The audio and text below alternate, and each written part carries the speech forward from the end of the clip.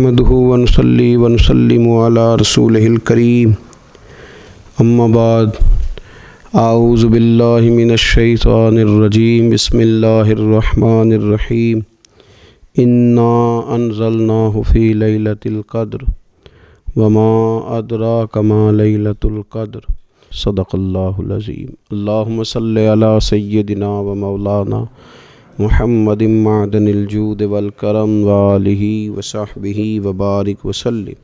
الصلاۃ والسلام علیک یا سیدی یا رسول اللہ وعلی آلک واصحابک یا حبیب اللہ۔ حمد و صلاۃ کے بعد اللہ تعالیٰ نے قرآن مجید میں ارشاد فرمایا کہ انا انزلناہ فی لیلۃ القدر، فرمایا بے شک ہم نے اس قرآن پاک کو لیلۃ القدر میں نازل کیا ہے، قدر والی رات میں نازل کیا۔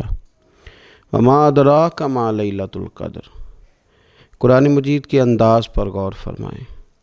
فرمایا تم کیا جانتے ہو کہ لیلۃ القدر کیا ہے؟ تمہیں کیا خبر ہو کہ لیلۃ القدر کیا ہے؟ اس کی اہمیت دیکھیے۔ میں کہا کرتا ہوں کہ صرف اس ایک فقرے کو دیکھ لیا جائے، وما ادراک ما لیلۃ القدر، اور تم کچھ جانتے ہو کہ لیلۃ القدر کیا ہے؟ تمہیں کیا خبر کہ لیلۃ القدر کیا ہے؟ لیلۃ القدر 1000 مہینے سے بہتر ہے۔ ان آیات کو دیکھیں اور ساتھ نبی پاک صلی اللہ علیہ وسلم کا وہ فرمان دیکھیں جس میں حضور علیہ الصلاۃ والسلام نے فرمایا تمہارے پاس ایک مہینہ آ رہا ہے رمضان کا، اس میں ایک رات ہے جو 1000 مہینے سے بہتر ہے، اور یہ لفظ کتنے جھنجھوڑنے والے ہیں۔ حضور علیہ السلام نے فرمایا جو اس رات محروم رہ گیا وہ ہر نیکی سے محروم رہ گیا، جو اس رات محروم رہا محروم ہی رہ گیا۔ اتنی بڑی بات۔ فرمایا تنزل الملائکۃ والروح، اس دن فرشتے اور روح القدس یعنی جبریل امین اترتے ہیں، فیہا اس رات میں، بِإِذْنِ رَبِّهِمْ مِنْ كُلِّ امر، اپنے رب کے حکم سے ہر خیر کے کام کے لیے۔ سلام، یہ رات سلامتی والی ہے، ہی حتی مطلع الفجر، یہاں تک کہ فجر طلوع ہو جائے۔ سرے شام سے لے کر مغرب سے لے کر فجر تک یہ رات سلامتی والی۔ اس کو لیلۃ القدر اس لیے کہا جاتا ہے، ہمارے مفسرین فرماتے ہیں کہ اس دن قدر والی کتاب قرآن پاک قدر والے محبوب پہ نازل ہوئی اور قدر والی امت کی طرف بھیجی گئی۔ نبی پاک صلی اللہ تعالیٰ علیہ وسلم نے جب پرانی امتوں کی عمریں دیکھی، نہ کسی کی 1000 سال ہوئی، کسی کی اس سے زیادہ ہوئی، تو اللہ کے محبوب علیہ السلام کے دل مبارک میں یہ خیال آیا کہ میری امت کی عمریں تو بڑی تھوڑی ہوں گی، تو کیسے اتنی لمبی نیکیاں کر سکیں گے؟ تو اللہ تعالیٰ نے پھر لیلۃ القدر عطا فرمائی۔ گویا اس ایک رات میں جو آدمی نیکی کرے، 1000 دن نہیں۔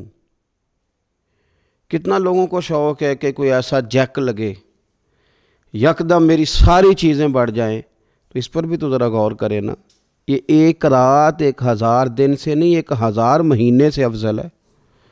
1000 یکدم آپ کی نیکیوں کی عمر 1000 ماہ تک چلی جاتی ہے۔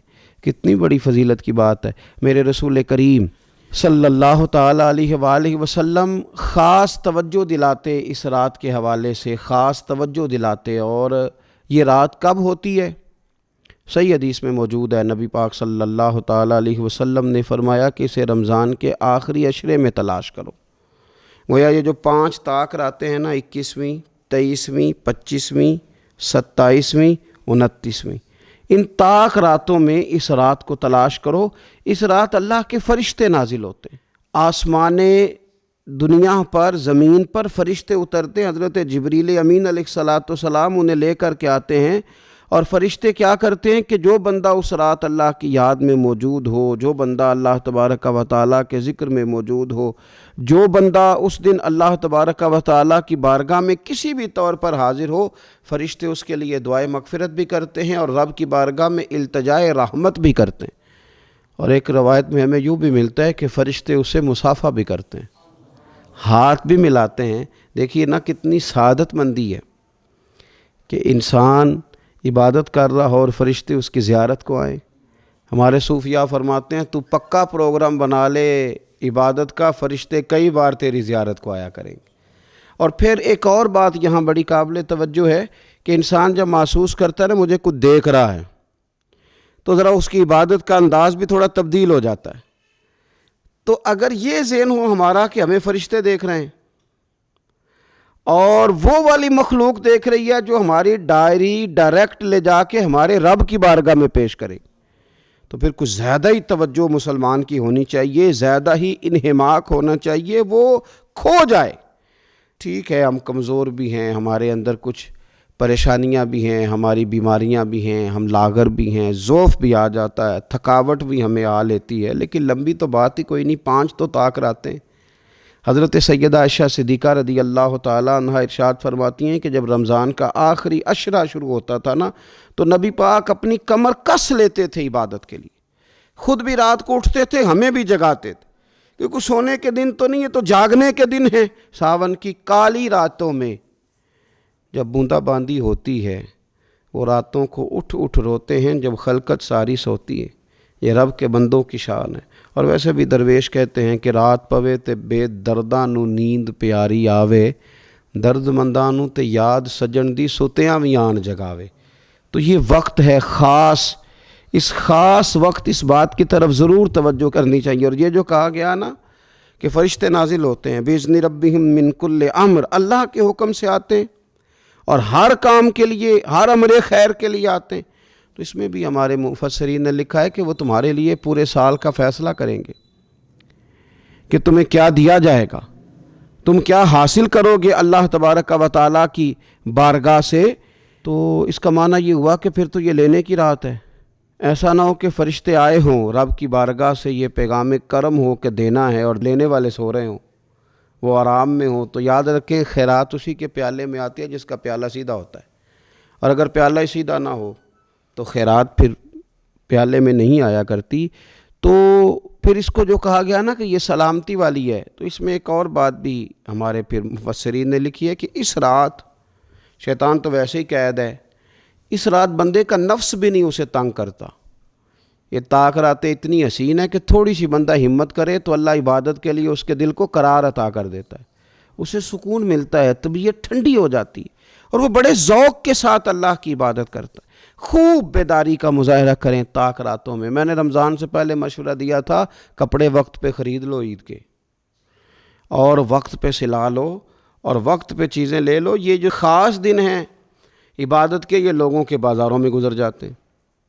یہ زیادہ تر وقت ہمارا خریداری میں اور شاپنگ میں اور ایسے مہمل کاموں میں صرف ہو جاتا ہے کہ جن کی وجہ سے یہ خاص چیزیں جو ہمیں میسر آنی تھیں ان سے ہم کئی دفعہ رہ جاتے ہیں۔ تو اس رات کرنا کیا ہے؟ زیادہ سے زیادہ کھڑے ہو کے رب کی عبادت کریں، قرآن شریف کی تلاوت کریں، استغفار پڑھیں۔ سیدہ طیبہ طاہرہ حضرت عائشہ صدیقہ رضی اللہ تعالی عنہا نے عرض کی یا رسول اللہ اگر مجھے یہ رات مل جائے تو کیا پڑھوں؟ تو فرمایا عائشہ تم یہ دعا مانگنا، اللہم انک عفو، اے اللہ بے شک تو درگزر کرنے والا، تحب العفو، اور تو درگزر کرنے کو پسند بھی کرتا ہے، فاعف عنی، ہم سے بھی درگزر فرما، ہمارے گناہوں کو معاف فرما۔ یعنی اس رات اللہ سے درگزر کا سوال کریں۔ جو لوگوں کے سامنے اپنی خطائیں ہوتی ہیں وہ تو ویسے بیچارے ہر وقت معافی مانگتے رہتے ہیں، جن کے پیش نظر اپنی غلطیاں ہوتی ہیں، جو اپنے رب کریم کی بارگاہ میں حاضر ہونے کا ارادہ رکھتے ہیں صاف ستھرا ہو کر، وہ تو ویسے ہی معافی کے طلبگار ہوتے ہیں۔ تو یہ تو خاص چانس ملا ہے معافی مانگنے کا، تو بالکل سستی کا مظاہرہ نہ کریں، بالخصوص وہ لوگ جو اعتکاف میں موجود ہیں۔ نیند تو کسی وقت بھی آ جاتی ہے، آپ دوپہر کو بھی ذرا چپ کر کے لائٹ آف کریں تو یہ آ ہی جاتی ہے۔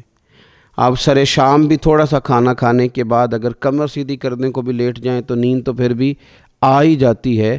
لیکن یہ سنہری قسم کے ایام ہیں، سختی نہیں، پابندی نہیں، فرض نہیں، لیکن اگر شوق کے ساتھ، ذوق کے ساتھ، توجہ کے ساتھ۔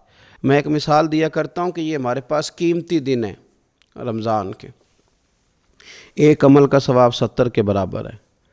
تو جس طرح انسان کے پاس کوئی چیز تھوڑی دیر کے لیے آئے تو اس نے جانا ہو تو لوگ اس سے زیادہ فائدہ اٹھانے کی کوشش کرتے۔ دیہاتوں میں نا غریب گھروں میں استری نہیں ہوتی تھی، ہر گھر میں نہیں ہوتی تھی، تو کسی پڑوس سے استری لے کے آتے تھے تو بوڑھے لوگ یہ کہا کرتے تھے کہ زیادہ کپڑے استری کر لو، استری واپس کرنی ہے۔ جس چیز کو واپس کرنا ہو تھوڑی دیر کے لیے ہمارے پاس ہو، اس سے زیادہ لوگ نفع لینے کی کوشش کرتے ہیں، تو یہ تو تھوڑے دن باقی رہ گئے، طاق راتیں تھوڑی رہ گئیں، زیادہ نفع لینے کی کوشش کریں۔ اللہ تعالیٰ اس سال جب فرشتے لیلۃ القدر پہ آئیں تو وہ امت مسلمہ کے لیے ایسا رحمت کا پیغام لے کے آئیں کہ دین پھر سے غالب ہو جائے، اسلام پوری دنیا کے اندر اپنے غلبے کے ساتھ سامنے آ جائے، کفر کا، ظلم کا، زیادتی کا، جبر کا ہمیشہ کے لیے خاتمہ ہو جائے، اور اللہ تعالیٰ اس سال لیلۃ القدر میں جن لوگوں کو معاف کرے گا رب کریم ہم سب کے نام اس میں شامل فرمائے۔ آخر دعویٰ ان الحمدللہ رب العالمین۔